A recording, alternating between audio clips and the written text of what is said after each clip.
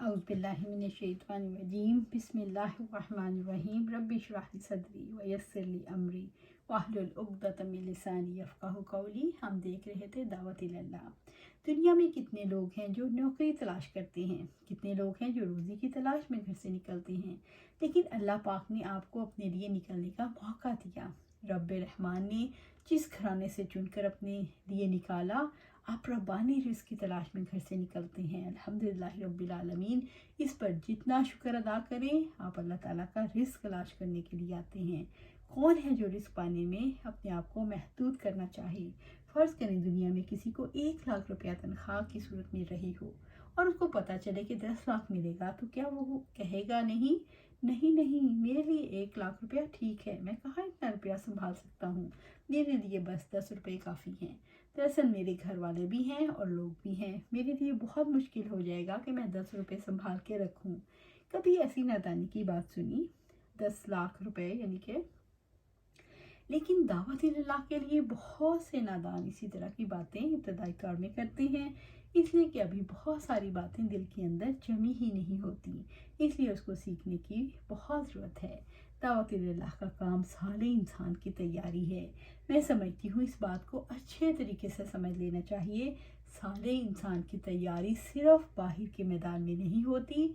जब कोई दावत इल्लाह किसी गर्ज के बगैर दूसरे इंसान को सालेह बनाने की कोशिश करता है, तो इसके अंदर अपने अंदर सालियत इसी से कहीं ज़्यादा तेज़ी से परवान चढ़ती है। अल्हम्दुलिल्लाह रब्बिल आलमीन।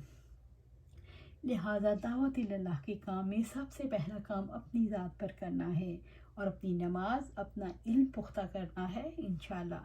वर्रासिखून फिल इल्मी, सूरत आल इमरान आया 7। और इल्म में पुख्तगी रखने वाले। दावत इल्लाह का काम इस वक्त ज़्यादा मजबूत होगा जिस वक्त आपकी नमाजें, आपका ज़िक्र इलाही, आपकी दुआएं और आपका अल्लाह से राब्ता मजबूत हो जाएगा। जब दाई अल्लाह ताला के लिए अपना माल खर्च करता है, खा खजूर का एक टुकड़ा ही क्यों ना हो, तो माल खर्च करना इसे और ज़्यादा सच्चा बना देता है, क्योंकि जब तक मुट्ठी बंद रहती है दिल भी बंद रहता है और मुट्ठी खुलने से दिल खुलता है।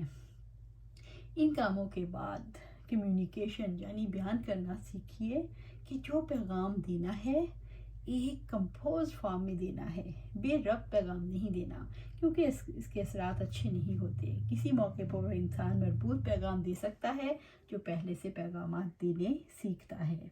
अगली बात बहुत अहम है, क्योंकि प्रोसेस में आप अमले साले भी करेंगे और दूसरी बड़ी बात यह है कि आपके दिल के अंदर यकीन उतरेगा। जितना आप दावत इल्लाह का काम करेंगे, इतना गहरा यकीन आपके दिल के अंदर उतरेगा, क्योंकि जब आप एक उंगली किसी की तरफ उठाते हैं तो 4 उंगलियां आपकी तरफ उठती हैं। दाई इल्लाह खैर ख्वाही के साथ पैगाम पहुंचाता है, जब वो नरमी के साथ, मोहब्बत के साथ बशारतें देकर लोगों को अल्लाह ताला के अजाब के डरावे देकर अल्लाह ताला के पैगाम पहुंचाता है, तो इसकी वजह से उसके दिल के अंदर भी, उसके दिल की ज़मीन पर भी अल्लाह ताला की रहमतों की बारिश नाजिल होती है। इसके दिल के अंदर यकीन और पुख्ता होता चला जाता है। अल्लाह ताला की ज़ात पर यकीन की पुख्तगी यकीनी इल्म से होती है। ऐनुल यकीन इसका दूसरा दर्जा है और हक़्कुल यकीन आखिरी दर्जा है। जो कोशिश ज़िंदगी में दाई इल्लाह ने करनी है वो यकीन हासिल करने के लिए है। दावत इल्लाह का काम असल में अल्लाह रब्बुल इज़्ज़त का काम है और इसको स्पिरिट के साथ ही अंजाम देना चाहिए। जितना ज़्यादा रब्बे ताला के साथ ताल्लुक़ होता है, इतना ही ज़्यादा पैगाम में असर आता है। इस स्पिरिट के बगैर जो काम किया जाता है वो दावत इल्लाह का काम नहीं होता, यानी बेरूह ढांचा है, और बेरूह ढांचा दूसरों पर कभी असरअंदाज नहीं होता। लोग कहते हैं पता नहीं क्या वजह है, हम बात करते हैं लेकिन हमारी बात में असर नहीं होता, लोग इसे असर को कबूल नहीं करते।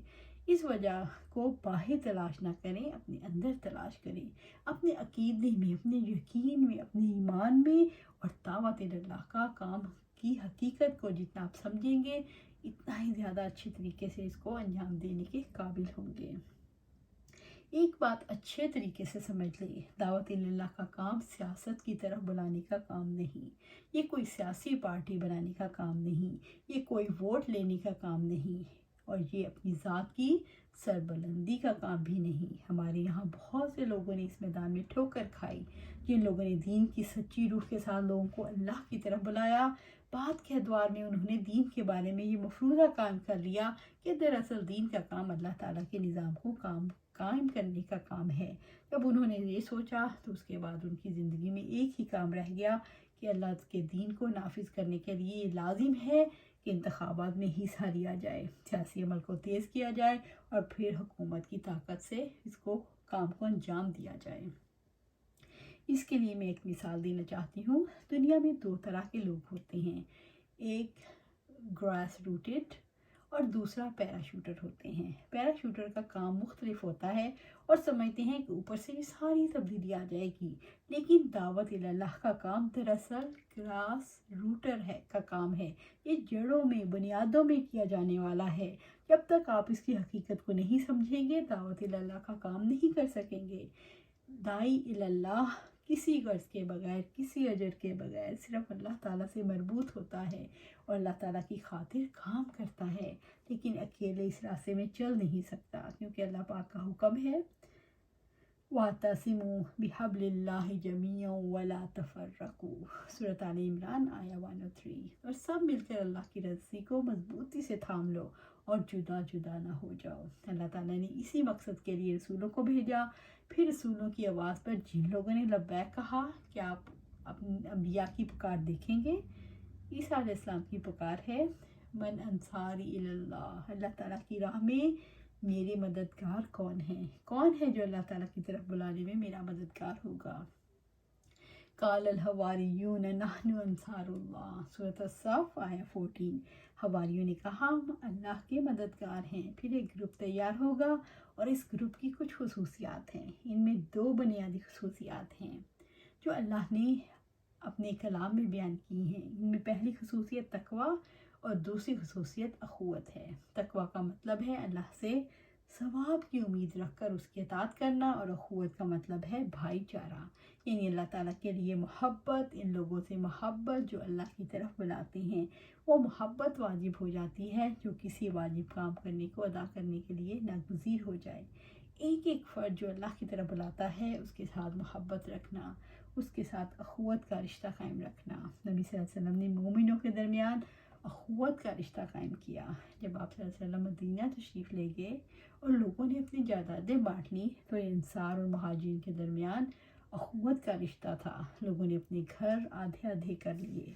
جن کے پاس ایک سے زائد بیویاں تھیں انہوں نے پیش کی کہ اگر آپ کے پاس بیوی نہیں تو ہم ایک اپنی بیوی کو طلاق دے کر اسے فارغ کر دیتے ہیں تاکہ آپ اسے نکاح کر سکیں۔ ایسی مثال تاریخ انسانی میں نہیں ملتی۔ وہ عظیم کام جو اخوت کے جذبے کے ساتھ ہوا، وہ کام اس دور میں ہوا۔ آج یہیں اس بات کو ختم کرتے ہیں، انشاءاللہ کل پھر آگے دیکھیں گے۔ اور کرنے کا کام کیا ہے، ہم نے متقی بننا ہے اور بھائی چارے کو قائم کرنا ہے۔ ہر کام اللہ کے لیے کرنا ہے اور لوگوں کی فلاح و بہبود کے لیے کرنا ہے، لوگوں کے بس اللہ کو جوڑنے کے لیے، اللہ سے جوڑنے کے لیے اخوت و بھائی چارے کے ساتھ کرنا ہے۔ اللہ سبحانہ تعالیٰ ہمیں اس کام میں ترقی عطا فرمائے، ہمیں دعوت اللہ کے لیے چن لے اور اس پر استقامت عطا فرمائے۔ آمین یا رب العالمین۔